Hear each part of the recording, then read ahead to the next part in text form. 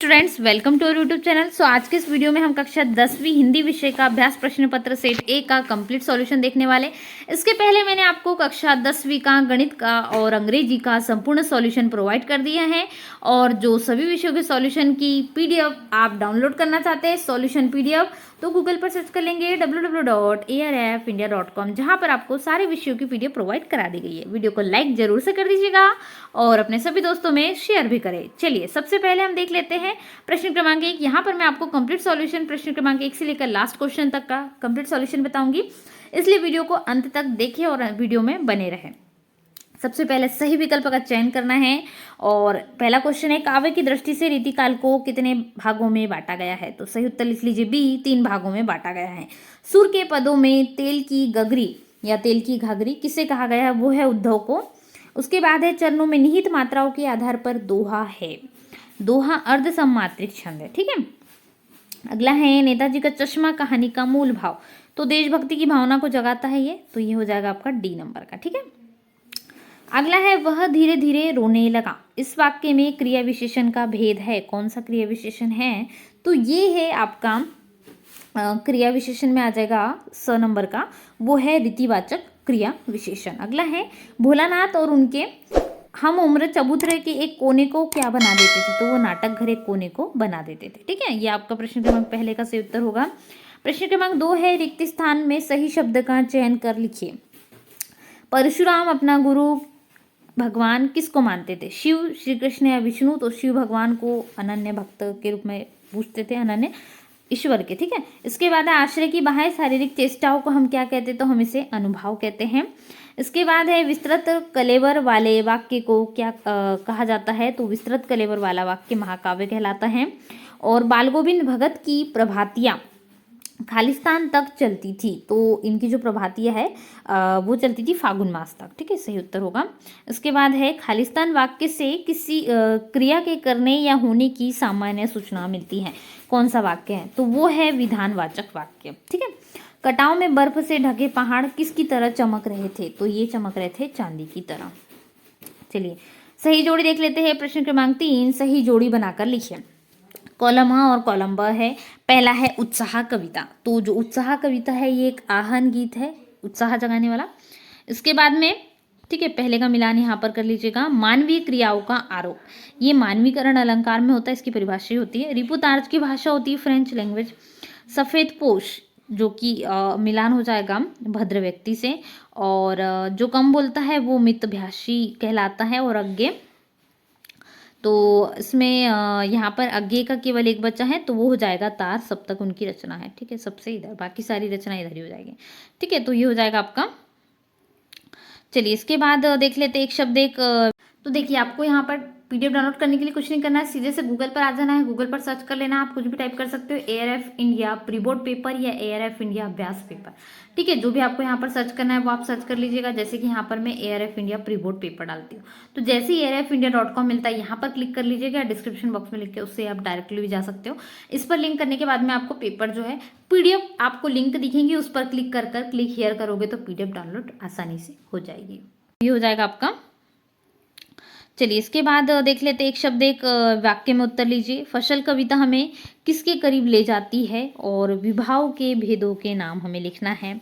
और शास्त्रों में काशी किस नाम से प्रतिष्ठित है?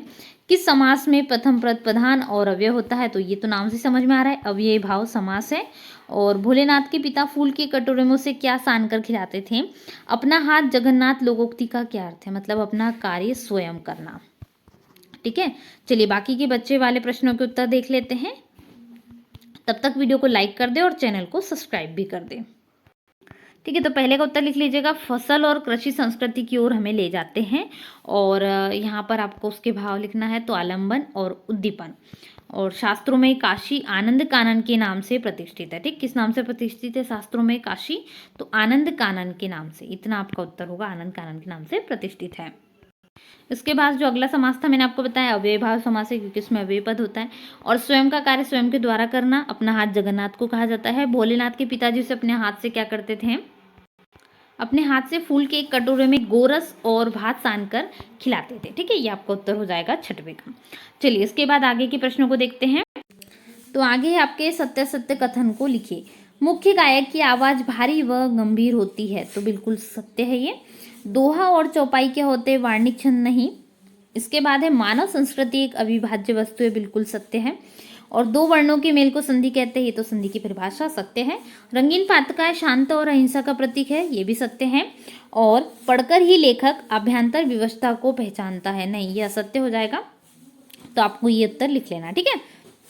चलिए अगला प्रश्न है, रीतिकाल को श्रृंगार काल क्यों कहा जाता है? रीतिकालीन किसी कवि का नाम। इसके अथवा में है नई कविता की कोई दो विशेषता, तो हम नई कविता की कोई दो विशेषता लिखेंगे। और फिर आगे जो है तुलसीदास या नागार्जुन का काव्यगत विशेषता, रचना और कला पक्ष, तो ये भी हम देखते हैं। तो प्रश्न क्रमांक 6 और 7 के उत्तर देखते हैं और इसके साथ ही और आगे के प्रश्नों को भी देखते हुए चलते हैं। चलिए, तो नई कविता की प्रमुख दो विशेषताएं आप लिख लेंगे, कुंठा, संतरास, मृत्युबोध, व्यंग प्रधान रचनाएं और क्षणवाद की प्रधानता, ठीक है। ये तीन है, तो इनमें से कोई भी दो आप लिख सकते हो।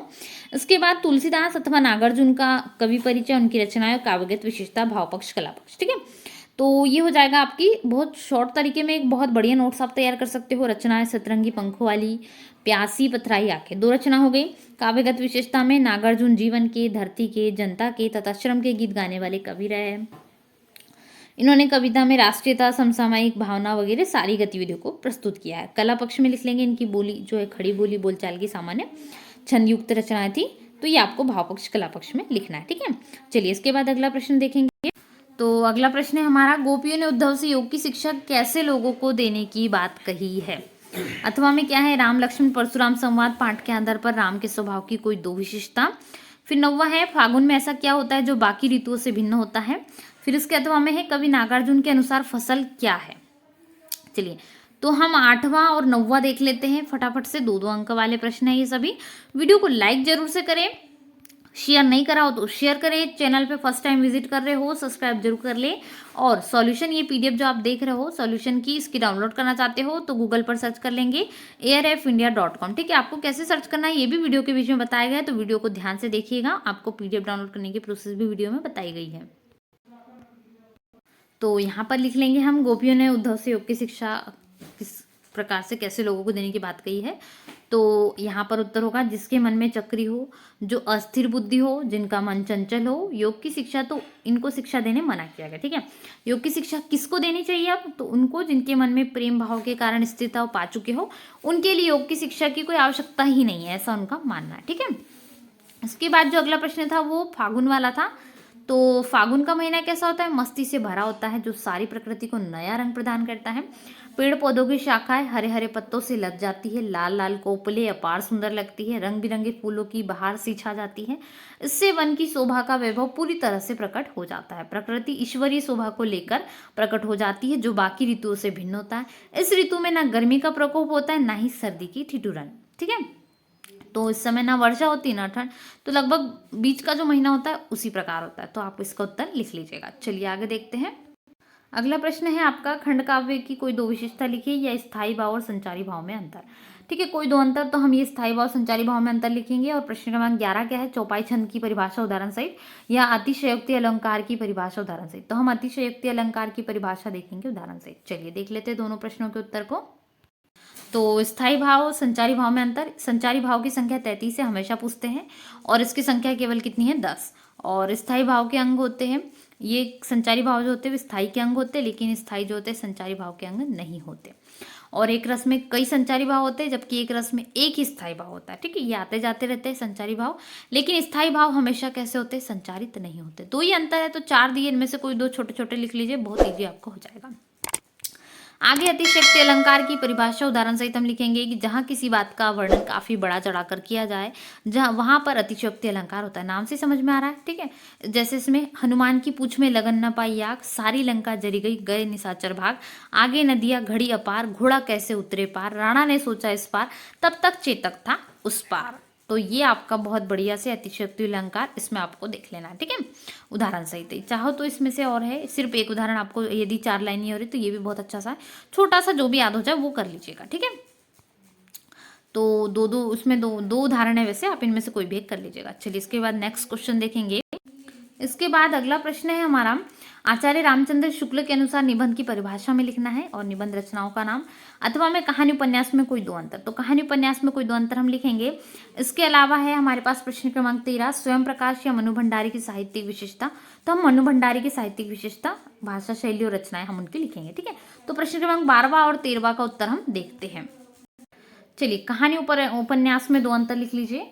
तो कहानी उपन्यास में दो अंतर हो जाएंगे प्रमुख से। यह जीवन किसी एक घटना पर लिखी जाती है यानी कहानी, और संपूर्ण जीवन को लक्ष्य बनाकर लिखा जाता है। और दूसरा हो जाएगा, इसका आकार छोटा होता है। कहानी लघु कहानी होती है, ठीक है, लघु कथा हम जिसको कहते हैं। और उपन्यास बहुत बड़े होते हैं, नॉर्मल सी बात है, उपन्यास लगभग लंबे चौड़े होते हैं, इनमें जरूरत ही नहीं। ठीक है, इसके बाद है अगला जो क्वेश्चन है वो, तो अगला हमारा था मनु भंडारी की भाषा शैली, रचनाओं के नाम। ठीक है, तो भाषा शैली लेखिका की कहानियां हो या उपन्यास, उनमें भाषा और शिल्प की सादगी तथा प्रामाणिक अनुभूति मिलती है। इनकी शैली सरल, सहज तथा भाव विभक्ति में सक्षम है। संवाद तथा वाक्य छोटे छोटे किंतु चुस्त और प्रसंगानुकूल है। इनकी रचनाओं में बोलचाल की हिंदी भाषा के साथ साथ उर्दू, अंग्रेजी तथा देशज शब्दों का खूब प्रयोग हुआ है। रचनाएं लिख लेंगे, एक प्लेट सैलाब और आंखों देखा झूठ। बहुत बढ़िया रचना है इनकी और बहुत अच्छी। ठीक है, ये कंप्लीट हो जाएगा।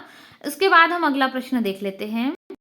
अगला प्रश्न क्या है हमारा, सेनानी न होते हुए भी चश्मे वाले को लोग कैप्टन क्यों कहते थे। और इसका अथवा है, बाल गोविंद भगत ने अपने बेटे की मृत्यु पर अपनी भावनाएं किस तरह व्यक्त की, लिखिए। ठीक है, तो ये दोनों हैं, इसका हम देख लेते हैं। और बिस्मिल्लाह खां को शहनाई की मंगल ध्वनि का नायक क्यों कहा गया, इसमें याला हम देखेंगे। प्रश्न क्रमांक 14 और 15 का उत्तर देखते हैं। चलिए फटाफट से, तो इसका उत्तर लिख लीजिएगा। कैप्टन के हृदय में देश प्रेम और देशभक्ति की प्रगाढ़ भावना कूट कूट कर भरी हुई थी। उसमें देशभक्तों के प्रति आस्था थी, उनके प्रति सम्मान था, और कैप्टन मूर्तिकार को भूल को चश्मा लगाकर सुधार रहा था। ठीक है, उसे भी बिना चश्मे को सुभाष चंद्र बोस की मूर्ति अच्छी नहीं लगती थी, अतः कैप्टन बार बार मूर्ति पर चश्मा लगा देता था। चाहो तो इसका अथवा किस प्रकार उन्होंने व्यक्त की बाल गोविंद भगत ने अपनी भावना है वो भी लिख सकते हो। ठीक है, कोई दिक्कत नहीं है, आपको जो अच्छा लगे वो लिख लीजिए। इसके बाद बिस्मिल्लाह खां को शहनाई की मंगल ध्वनि का जो नायक है वो क्यों कहा जाता है, तो ये लिख लीजिएगा। क्योंकि शहनाई ऐसा यंत्र है जिसे मांगलिक अवसर पर ही बजाया जाता है। ठीक है, भारत में जितने भी शहनाई वादक हुए उनमें बिस्मिल्लाह खां का नाम सबसे ऊपर है, और उनसे बढ़कर सूर्यलाल शहनाई वादक और कोई नहीं हुआ है। ठीक है, इसी कारण उन्हें शहनाई का मंगल ध्वनि का नायक कहा जाता है। चलिए, इसके बाद हमारे अगले प्रश्न हैं। इसके बाद प्रश्न क्रमांक 16 है आपका, निम्नलिखित वाक्यांश के लिए एक शब्द लिखिए। दो भाषाएं बोलने वाला, तो वो द्विभाषी कहलाता है। इसके बाद है जिसका वर्णन न किए जा सके। ठीक है, जिसका वर्णन न किए जा सकते वो अवर्णीय है। और इसके बाद में है अगला क्वेश्चन देखते हैं। निम्नलिखित मुहावरे का अर्थ लिखकर वाक्य में प्रयोग, तो हमने ऊपर का देख लिया है। और बच्चे माता पिता के प्रति अपने प्रेम को कैसे अभिव्यक्त करते हैं, लिखिए। ये वाला हम देखेंगे प्रश्न क्रमांक 17 से। और प्रश्न क्रमांक 18 से हम देखेंगे उधो तुम हो अति बड़भागी वाला। ठीक है, संदर्भ प्रसंग से व्याख्या देखेंगे। चलिए शुरू करते हैं प्रश्न क्रमांक 17 और 18। तो इसका उत्तर होगा, बच्चे अपने माता पिता के प्रति अपना प्रेम कैसे व्यक्त करते हैं, तो अपने दोस्तों के बारे में बताकर या किसी रिश्तेदार के बारे में पूछकर, माता पिता के साथ नाना प्रकार के यानी विभिन्न प्रकार के खेल खेलकर, माता पिता को कहानी सुनाने या कहीं घुमाने ले जाने की अपने साथ खेलने का कहकर, माता पिता के साथ विभिन्न प्रकार की बातें करके अपना प्यार व्यक्त करते हैं। ठीक है, वे अपने माता पिता से रोध होकर या जीत करके कुछ मांगते हैं, तो ये उनका प्यार जताने का तरीका। उधो तुम हो अति बड़भागी वाला आपको यहाँ पर दिया गया है, इसको देखना है। ठीक है, तो यहाँ पर दिया गया है, ये आप इसका संदर्भ प्रसंग व्याख्या लिख लीजिएगा। क्षितिज के पद से लिया गया आपकी पाठ्य पुस्तक, इसके रचयिता सूरदास है। और प्रसंग में गोपिया उद्धव पर व्यंग कस रही है। ठीक है, इसकी व्याख्या लिख लीजिएगा, यहाँ पर व्याख्या दी गई है, तो ये कंप्लीट व्याख्या हो जाएंगे। ठीक है, आपको लिख लेना है, यहाँ पर कंप्लीट हो जाएगी। चलिए अगला प्रश्न देख लेते हैं। उसके बाद में आपको यहाँ पर संदर्भ प्रसंग सहित व्याख्या करना है, तो ये बाल गोविंद भगत का है। ठीक है, और ये आपकी बुक से है, किसके द्वारा लिखा गया आप थोड़ा सा इसमें कर सकते हैं, इसकी व्याख्या कर दीजिएगा। इसके बाद में यहाँ पर एक आदर्श विज्ञापन की कोई भी 3 विशेषता लिख सकते हैं इसमें, कि विज्ञापन में सभी चीज़ें स्पष्ट होनी चाहिए। ठीक है, विज्ञापन जब भी दे तो उसमें अच्छे से होना चाहिए, और जो विवरण है वो भी बाकायदा होना चाहिए, क्योंकि यदि विवरण बाकायदा नहीं है तो वो अच्छे से नहीं हो पाएगा, और सभी चीज़ें पर्याप्त व्यवस्थित हो। इसके बाद प्रश्न क्रमांक 21 से आपको एक गद्यांश है, अपठित काव्यांश। ठीक है, अपठित काव्यांश है, इसका अथवा में गद्यांश भी है, तो गद्यांश भी अच्छा है, बहुत बढ़िया है, लक्ष्य के बारे में है। तो यहाँ पर उपयुक्त गद्यांश का आपको शीर्षक लिखना है, तो लक्ष्य की प्राप्ति लिख दीजिएगा। निराशा का भाव क्यों जागृत होता है। ठीक है, तो निराशा का भाव क्यों जागृत होता है, चलिए इसको देख लेते हैं। इसमें यहाँ पर है जब क्या होता है, जब असफलता मिलती है, ठीक है, अनेक प्रयास करने पर, कई बार लक्ष्य प्राप्ति के लिए अनेक प्रयास करने पर भी असफलता मिलती है, इससे मन में निराशा का भाव जागृत होता है। ठीक है, ये उत्तर हो जाएगा आपका। अगला क्या है, आपको उपयुक्त गद्यांश का सारांश। तो सारांश सही लिख सकते हैं, लक्ष्य की प्राप्ति के लिए हमें निरंतर प्रयास करना होगा। आप लिखते जाइए, लक्ष्य की प्राप्ति के लिए हमें निरंतर प्रयास करना होगा, हमें असफलताएं मिलेंगी जिससे हमारा भाव जो है कई बार निराशा का भाव जागृत होगा। तो इसके लिए हमें निराशा नहीं लाना है, हमें कुल जो है एकदम आत्मविश्वास के साथ में जो है सफलता की राह पर चलना है। ठीक है, आत्मविश्वास के साथ उसी पर चलते रहना है, लगातार प्रयास करते रहना। तो ये आप इसको सारांश के रूप में भी लिख सकते हैं। इसके बाद में जो निबंध है, इसमें तो आपको बहुत सारे निबंध याद होंगे, आप इनमें से कोई भी एक निबंध लिख सकते हैं। पर्यावरण प्रदूषण स्वच्छ भारत अभियान आप सभी के पास में भी होंगे। और ये वाला हम देखेंगे, लेटर जो है, अपने वार्ड में व्याप्त गंदगी को दूर करने के लिए नगर पालिका अधिकारी को आवेदन पत्र लिखिए। चलिए इसको देख लेते हैं। कई बार गंदगी दूर करने या सफाई के लिए भी आता है, तो सेम ही है। तो यहाँ से आप शुरू करेंगे, सेवा में श्रीमान आयुक्त महोदय, नगर निगम ग्वालियर मध्य प्रदेश, नगर की सफाई व्यवस्था ठीक करने के संबंध में। ठीक है, मान्यवर निवेदन है कि ग्वालियर नगर ऐतिहासिक, सांस्कृतिक एवं पुरातत्व की दृष्टि से देश का बहुत महत्वपूर्ण नगर है। मैं आपका ध्यान इस नगर की खेड़ापति कॉलोनी की गंदगी की ओर आकर्षित करना चाहता हूँ। नियमित सफाई न होने के कारण यहाँ की नालियाँ कूड़े करकट से भरी है। पानी भरने के कारण रास्ते दूषित हो गए, सीवर के गड्ढे उफन रहे। फलस्वरूप इस कॉलोनी में मलेरिया, हैजा आदि संक्रामक रोगों के फैलने का भय उत्पन्न हो गया।